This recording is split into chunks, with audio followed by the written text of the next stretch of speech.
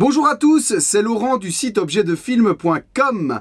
Aujourd'hui, on va parler d'un braquage de casino et de zombies, et tout ça dans le même film, j'ai nommé Army of the Dead.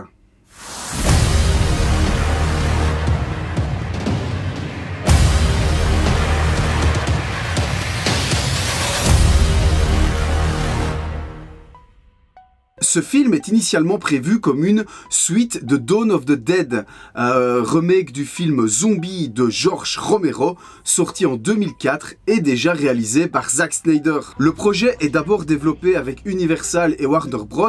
Avec un autre réalisateur. Et en janvier 2019, Netflix annonce qu'ils ont récupéré les droits de ce film et annonce par la même occasion qu'il va être réalisé par Zack Snyder. Le tournage est alors annoncé pour l'été 2019 avec un budget très confortable de 90 millions d'euros ou 90 millions d'euros pour mes amis français. Alors pour vous faire un petit résumé, pour ceux qui ne l'ont pas vu, en gros la ville de Las Vegas est envahie de zombies et est donc mise en quarantaine. On va alors suivre les aventures d'un groupe de mercenaires qui décident de s'aventurer dans cette zone de quarantaine à Las Vegas pour y faire un braquage. Super idée. Il faut bien avouer que l'accueil de ce film n'a pas été extraordinaire.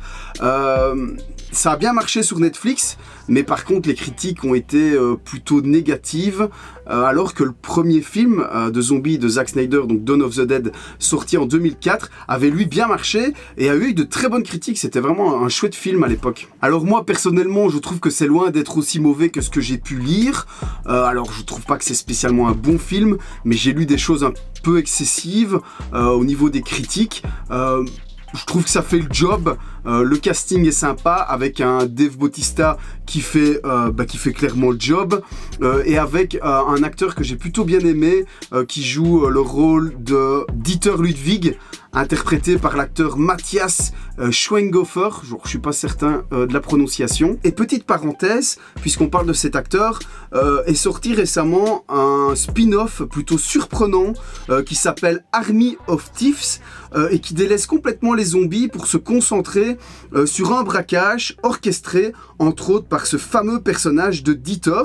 Et le film est plutôt sympa, enfin moi je l'ai trouvé sympa, mais il a vraiment très peu de liens avec Army of the Dead et c'est plutôt surprenant. Je vous laisse le regarder et vous me direz ce que vous en pensez en commentaire éventuellement. Et pour revenir sur le film dont on parle, j'ai trouvé les zombies plutôt cool, plutôt originaux, même si ça révolutionne clairement pas le genre. J'ai adoré le générique d'intro, pour ceux qui l'ont vu, je pense que tout le monde l'a kiffé.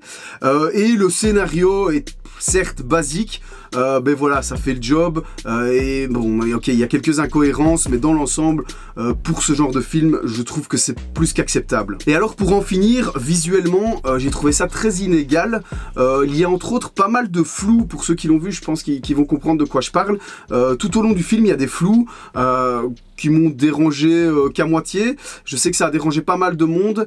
Je sais pas ce que Snyder a voulu faire en faisant ça. Voilà, donc c'est assez conceptuel.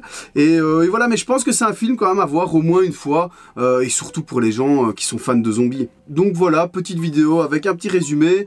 Je vous ai donné mon avis, et je voulais surtout vous montrer quelque chose que j'ai reçu qui vient du film avant qu'il parte, parce que il est vendu et il va bientôt partir donc chez un collectionneur en France.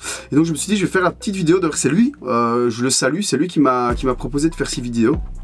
Donc voilà, et je l'ai déjà en main, et donc c'est ceci. Voilà. Donc je vais vous faire des gros plans. Donc c'est enfin pas un masque, j'allais dire un masque, c'est plutôt une prothèse. Donc prothèse utilisée pour créer donc ces fameux zombies.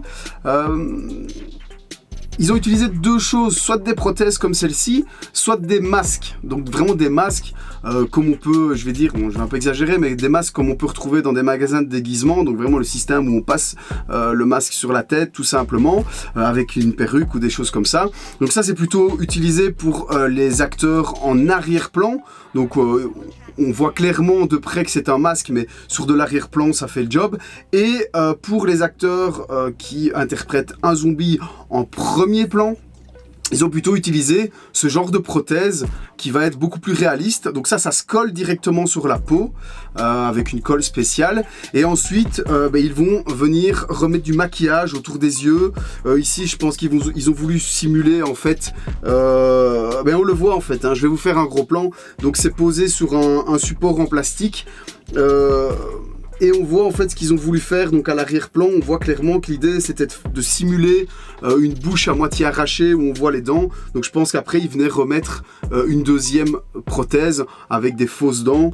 Ils venaient évidemment remettre du faux sang, des choses comme ça, pour vraiment donner un côté hyper réaliste. Je trouve ça plutôt cool. Je sais pas ce que vous en pensez. Il y a une petite indication. Voilà, donc AOTD, donc Army of the Dead, Stage 4, Shambler, voilà, donc c'est Justine.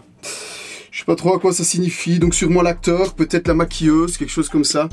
Donc voilà. Dites-moi ce que vous en pensez. Moi personnellement je trouve ça cool, accroché sur un mur. Donc moi je pense que l'idéal c'est de le laisser comme ça en fait sur le support en plastique et éventuellement de faire une petite plaque avec le nom du film, quelque chose comme ça, enfin, ça chacun fait comme il veut après. Je vous souhaite une bonne fin de journée du coup, merci à tous de suivre mes vidéos, n'oubliez pas de vous abonner à la page, de laisser éventuellement un petit commentaire, de liker, et je vous dis à bientôt, salut!